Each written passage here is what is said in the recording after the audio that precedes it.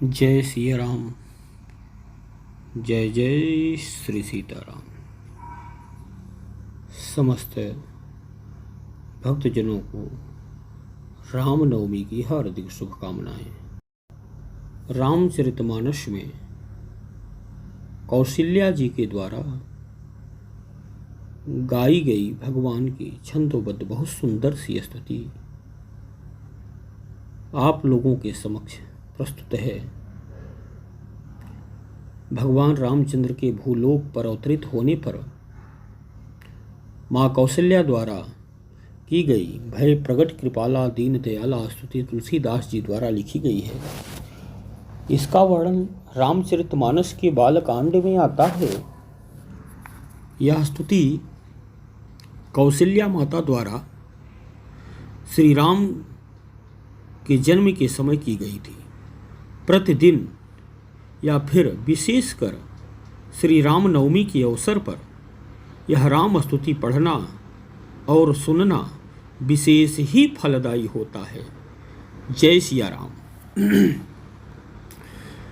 भय प्रगट कृपाला दीन दयाला कौशल्या हितकारी हर्षित महतारी मुनि मनहारी अद्भुत रूप विचारी लोचन अभिरामा तनु घन श्यामा निज आयुध भुजचारी भूषण बनमाला नयन विशाला शोभा सिंधु खरारी कह दुई कर जोरी स्तुति तोरी कहीं विधि करूं अनंत माया गुण ज्ञानातीत यमाना वेद पुराण भनंत करुणा सुख सागर सब गुण यागर जहि गावई श्रुति संता सो मम हित लागी जन अनुरागी भयों प्रगट श्रीकंता ब्रह्मांड निकाया निर्मित माया रोम रोम प्रतिवेद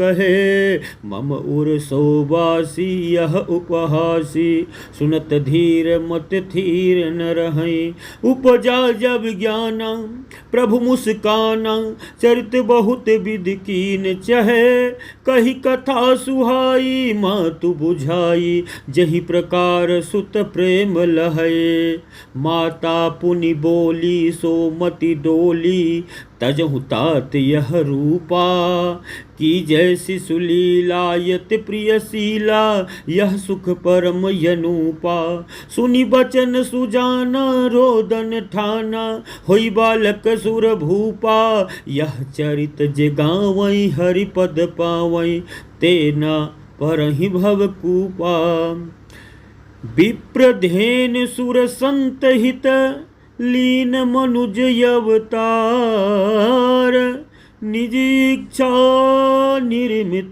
तनु माया गुण गो पर।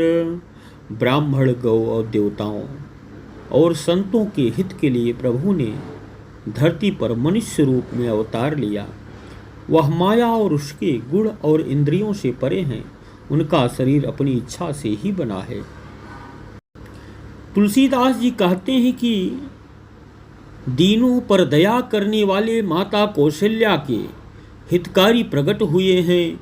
मुनियों के मन को हरने वाले भगवान के अद्भुत रूप का विचार कर माता कौशल्या हर्ष से भर गई। प्रभु के दर्शन नेत्रों को आनंद देने वाले हैं। उनका शरीर मेघों के समान श्याम रंग का है तथा उन्होंने अपनी चारों भुजाओं में आयुध धारण किए हैं। दिव्य आभूषण वनमाला धारण की है। प्रभु के नेत्र बहुत ही सुंदर और विशाल हैं, कमलवत हैं, कमल के समान हैं। इस प्रकार शोभा के समुद्र और खर नामक राक्षस का वध करने वाले भगवान प्रकट हुए हैं। दोनों हाथ जोड़कर माता कौशल्या कहने लगी कि हे अनंत, मैं तुम्हारी स्तुति किस विधि से करूं, क्योंकि वेद और पुराण ने तुम्हें माया गुण और ज्ञान से परे और परिमाण रहित बताया है। श्रुतियां और संत जन ने आपको करुणा सुख और आनंद के सागर कह के आपके सभी गुणों का बखान किया है। जन जन पर अपनी प्रीत रखने वाले ऐसे श्री लक्ष्मी पति मेरा कल्याण करने के लिए प्रकट हुए हैं। वेदों में वर्णन है कि आपके रोम रोम में कई ब्रह्मांड समाये हैं और अब आपने संपूर्ण माया का निर्माण किया है। माँ कौशल्या कहती हैं कि आप मेरे गर्भ में रहें। इस आश्चर्य और हास्यपद बात को सुनकर धीर ज्ञानी जन की बुद्धि स्थिर नहीं रहती, विचलित हो जाते हैं और सोचने लगते हैं। माता को इस प्रकार का ज्ञान उत्पन्न हुआ देखकर प्रभु मुस्कुराने लगे और सोचने लगे कि माता को ज्ञान हो गया है, लेकिन प्रभु अवतार लेकर कई प्रकार के चरित्र करना चाहते हैं। अतः प्रभु ने पूर्व जन्म की कथा माता को सुनाकर समझाया, जिससे वह उन्हें अपने पुत्र के समान प्रेम वात्सल्य प्रदान करे। प्रभु की यह बातें सुनकर माता कौशल्या की बुद्धि में परिवर्तन हो गया और वह कहने लगी कि आप यह रूप छोड़कर अत्यंत प्रिय बाल रूप धारण कर बाल लीला करें।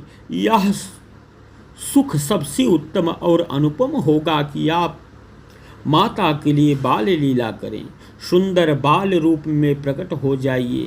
सुनि बचन सुजाना रोदन ठाना होई बालक सुर भूपा।